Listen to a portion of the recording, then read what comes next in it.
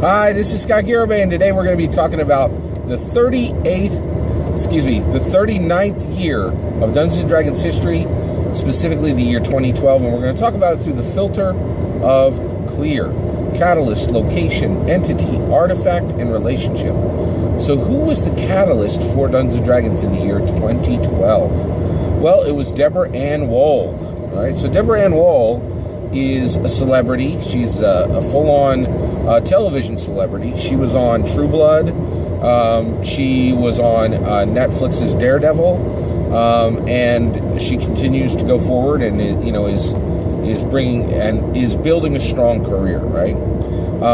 And in addition to that, she's had some movies. I think Escape Room was one of the recent films she was in with Tyler Labine and a few other people, right? So essentially, what's interesting about Deborah Woll is recently she has engaged with, and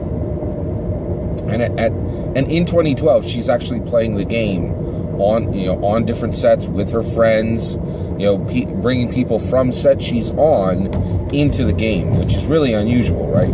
And recently, within recent times, she's been talking a lot publicly about how much she likes the game, and one of the things that's prompted that is she has specifically taken the time to engage with Geek and Sundry and is going to be publicly leading a game herself, right? Actually dungeon mastering, right? So here you have a celebrity who's actually dungeon mastering, and people are going to be able to see that, and that's a bold choice, right? So one of the things that's really interesting about Deborah Woll is she joins this grouping of other celebrities that have declared their love for the game of Dungeons & Dragons. And that includes Robin Williams, it includes Stephen Colbert, it includes Vin Diesel, Matthew Lillard. There's been quite a few, right? But it's really interesting to hear Deborah Woll talk about her path to Dungeons & Dragons. And so one of the things that's really been interesting is she explained that she encountered the game very early when she was young, really before she was, really a celebrity. Played it a bit and then revisited it later when she came across it again, when she was full into her acting career, right? Which is very interesting. Now, one of the things I think is really very, very interesting about Dungeons & Dragons is it has this drumbeat of celebrities coming forward and saying, I play Dungeons & Dragons, and saying it boldly and saying it proudly, right? And then attaching their name one way or another to Dungeons & Dragons, or allowing Dungeons & Dragons' name to be attached to them, right? And this is a big deal because when you're a celebrity, the things that are attached to your identity gain gravitas, and you have a link to them at that point. And so I'm really happy that Deborah Woll is one of these people who's continuing, this drumbeat of this celebrity is saying I play Dungeons & Dragons, which makes the game cooler and kind of pushes back that noise that Dungeons & Dragons isn't a cool activity, right? Because whatever celebrities do today, they have an incredible amount of power in our society today, and people follow them. They follow them in what they wear. They follow them in how they speak, what they speak about. They watch their content, and they're influencers. They're absolutely influencers. So when Deborah Woll says, I'm a Dungeons & Dragons player, that really helps a lot of other people who might not have considered, hey, maybe Dungeons & Dragons is for me. Well, if it's for Deborah, maybe it's for me, So it's a big deal. One of the things it makes me think of, though, with Deborah Woll, we're fortunate to have her embracing the community, is, the number of celebrities who actually played Dungeons & Dragons and enjoyed Dungeons & Dragons, or played Dungeons & Dragons when they were young and never mention it. Never attach that to their identity, right? And there could be reasons for that. If you're like an action star, or if you play kind of lead roles, and you want to really portray more of an alpha, signal, right? You might not attach your name to Dungeons & Dragons because it's not really considered, a bold, strong choice among many people. Not everyone, but it's a thing, right? So Deborah Woll is really interesting in, continuing to broaden the number of celebrities that are embracing the game. And also she reminds us that, celebrities have a choice. When they love and play this game, they can keep that to themselves, or that they can, say that publicly. And of course, I hope that they choose to say it publicly. I think that's the best choice, right? So what is our location in the year 2012? Well, it is Tucson, Arizona. And Tucson, Arizona is, at this point, is growing into what it will be today, which is recognized as the most dog-friendly city in all of America, right? And the reason why we're talking about Tucson, Arizona is Tucson, Arizona is one of the many places that Dungeons & Dragons is being played, but it also brings up the issue of how America's relationship with pets is changing. And so one of the terms that we have today that is very, very real is fur baby, right? And there are many, many people who are starting to refer to dogs as fur babies. And what I mean by this is my child, the child that I am choosing to have. And my child is just like your child, but my child has fur, right? And this is a really distinctly different, path that the nation is starting to go down. And many people are saying, I'm foregoing having children, and instead I'm going to choose to have a pet, right? And this is important because we live in a developed nation. Developed nations are connected to the success of Dungeons & Dragons. Since Dungeons & Dragons requires high literacy, Dungeons & Dragons is more sticky, far more sticky, in cultures that really, really embrace literacy, right? And one of the things that we're now seeing, and this is a hugely important new metric, is that in developing nations, childbirths are going down, right? And so there's simply less people, we're on a trend, at this point, Japan is at zero population growth, which is incredible, right? And there are many people that think that Japan is a harbinger for what's going to happen in the U.S., what's going to happen in many European nations. And overall, in developing nations, more and more people are choosing to not have children. This is a shocking revelation, right? Because one of the things we ran into previously was this idea that we would have overpopulation. And now increasingly, all those calculations that were done with the idea that the world would be overpopulated are starting to be really, really second guessed. And people were saying, maybe those numbers were wrong, right? And a whole lot of suppositions that were built on them are now coming into question, right? But, in 2012, Tucson, Arizona is saying this city is for pets, and they are building their laws and they are building their infrastructures with pets in mind. Things like water fountains that dogs can easily access, parks that are going to be open to humans and animals. It's really pretty incredible change, right? So that is our location for 2012. Who is our entity for 2012? Well, our entity for 2012 is Mark Zuckerberg, and he is the creator of Facebook. And Facebook is part of a massive, massive new trend in technology where social media is becoming dominant and really impacts an incredible amount of human activities. And social media, what it does is it allows people to make groups much, much more quickly. So activities like Dungeons & Dragons, you can use it to build groups locally to play Dungeons & Dragons, right? But far more importantly than that, what it does is it really, Facebook really reshapes what we think of news, right? So there's this idea of, news is, the president of France is getting surgery today. And now, news is, look, my friend Sally is getting a Reuben sandwich at that new shop in town, right? Excuse me. And that's dramatically different. That is a huge difference in what is considered news and how news is actually processed, right? And so Facebook is absolutely massive when it comes to changes for Dungeons & Dragons designers, Dungeons & Dragons Dungeon Masters, Dungeons & Dragons players. Facebook is reshaping their world and is incredibly powerful. And now today, there are even companies that are starting to build loans around what your Facebook page looks like, right? It's incredible. There's almost no areas of our lives that social media doesn't touch anymore. It's very, very powerful, right?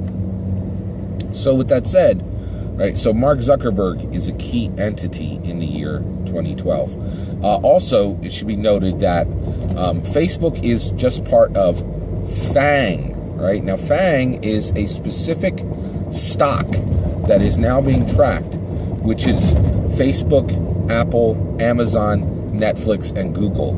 And these companies are so large that they are now being tracked separately, by many stock analysts to say these are without a doubt the most powerful, these are the stocks that matter most right now.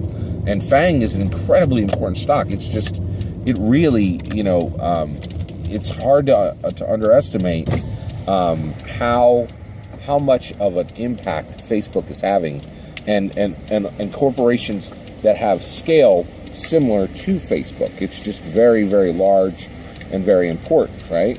So that, it's just important to understand that Facebook is reshaping things. What is our artifact for 2012? Our artifact for 2012 is the Chromebook, all right?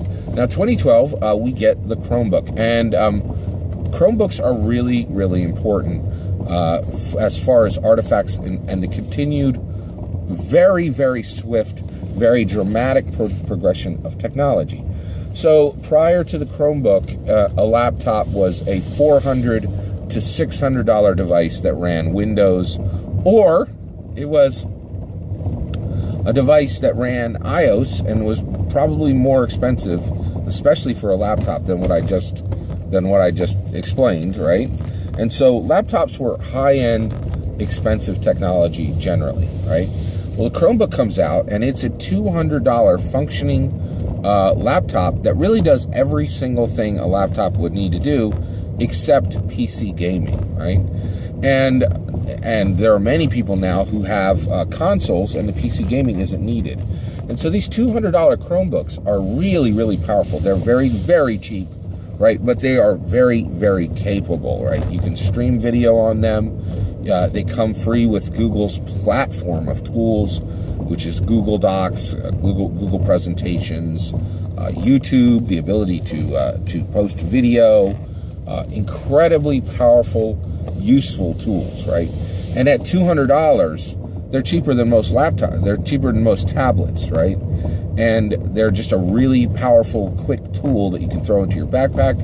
And then also because they only work on Wi-Fi, right? They have some offline capability, but the vast majority of the functionality is on Wi-Fi. And so they're really, really just this cheap, powerful tool and what it does is it puts a laptop in almost anybody's hands, which it's very important to think about this for Dungeons & Dragons, because one of the things you see is the continued growth of PDFs within the Dungeons & Dragons community, right? And while the core rulebooks have never been released in PDF, there are adventures that have been released in PDF, and PDFs and other tabletop role-playing games are massively available in PDF. So the Chromebook is a really, really important artifact for Dungeons & Dragons in the year 2012. What is Dungeons & Dragons' relationship in the year 2012? Well, Dungeons & Dragons has a relationship to Pokemon. Pokemon is an absolutely massive, hugely ubiquitous video game that's been played by just millions and millions of people over multiple decades, right? I think it goes all the way back to the 80s. So you have 80s, 90s, 2000s, and now even the 10s. And Pokemon is this. It's generational, and it's one of the largest IPs on the planet, right? Well, there actually was a Pokemon tabletop role-playing game, an official one. It was very small. The scale was very small, and it didn't have everything you would traditionally put into a tabletop role-playing game, but it had a lot. It had dice, it had character sheets, the whole nine, right? But it wasn't really, it fit into a box that was really more like a children's game. But Pokemon also had DS, it's had games on the DS platforms, on the Switch platform, and it also is now available in Pokemon Go.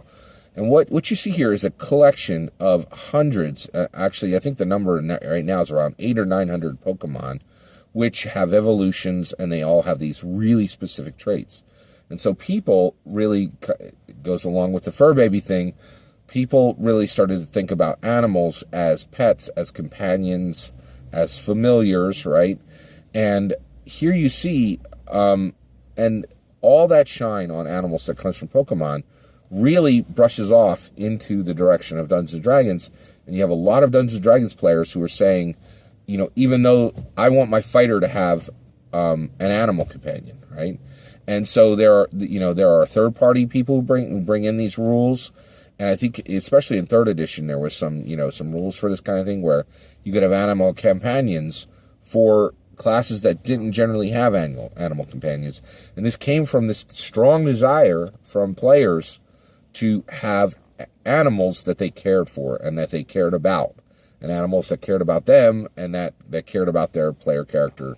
And so it was, Pokemon, the idea that you can collect pets, really did impact Dungeons and Dragons in that there's always been a strong desire. At minimum you have familiars and you have animal companions, and then in addition to that, there have been a lot of players who have desired to run animals connected to characters that don't even traditionally have those connections, right? And a lot of that comes from Pokemon, which gave this incredible amount of goodwill toward animals and animals in gaming, right? And Pokemon continues to grow like crazy today and is a multi-billion-dollar intellectual property. And actually, without a doubt, Pokemon has far surpassed Dungeons and Dragons as an intellectual property. Hopefully we can catch them, right? That is a clear history of Dungeons and Dragons in the year 2012, the 39th year of history for Dungeons and Dragons. Have you ever, I'm really curious, who is your favorite celebrity that has attached their name to the game of Dungeons and Dragons, that has come forward and say, I play Dungeons and Dragons? Please consider liking and subscribing, and have a wonderful day.